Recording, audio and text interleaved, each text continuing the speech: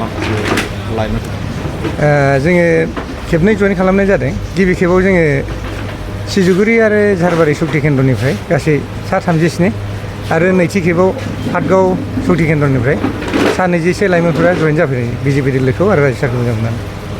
माबायदि जायो थासारिया? थासारियाथ' दा खोब मोजांखौनो बुंनांगोन जोङो।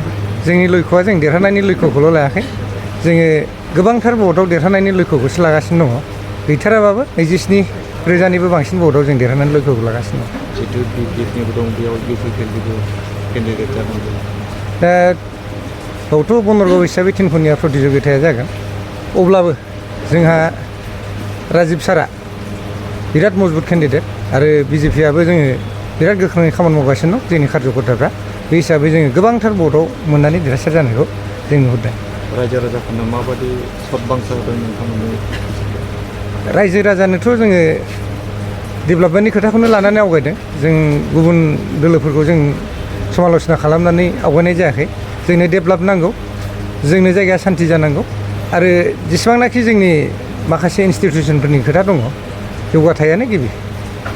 जिहेतु दासिमबो बिजेपि टिकेटखौ फोसावनाय जायाखै, राजिब ब्रह्मआ टिकेटनि माबायदि दं?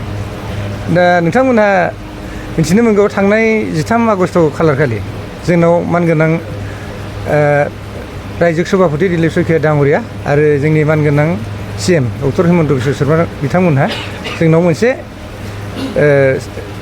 सभा खालामफैदोंमोन। बे सभानि गेजेरजोंनो बिथांमोनहा बुंलांदों, दिलीप सयखिया बिथाङा बुंलांदों बे बनरगाव समस्तिनि टिकेटनि दाबिदारा राजिब ब्रह्म बिथाङाल' आरो बिथाङानो मोनगोन। बे खोथाखौ बिथाङा प्रतिश्रुति होलांदों। लोगोसे मोनफ्रोमबो जायगायाव बुंफेराखैमोन जे बे समाव CMआ बुंलांदों राजिब बांगाल जिन्दाबाद, बेनो जोंनि थाखाय देरहासारनाय। आरो आं बेखौनो बुंनो थांबावगोन, जोङो इलेक्सनखौथ' दाख्लै 13 अक्ट' खालिनो देरहाखादों।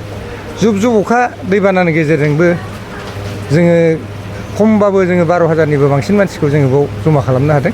बेनो जोंनि देरहासारनाया रोखा जाखादों ओइदिनखालिनो।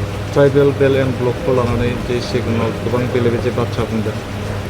दा बे बाथ्राखौथ' चिफ मिनिस्टार बिथाङा जोंनो स्पष्टीकरन होलांदों। बेल्ट एन्ड ब्लकआ बे मोनसे बिसय, दा बेखौथ' गुरुत्व सहकारैनो लानाय जादों जोंनि बर' जाथि बा ट्राइबेल माहारिफ्रा। खिन्थु बे जिनिसा जोङो सोरबा सासे बुंबानो बोखारजानाय बाथ्रा नङा।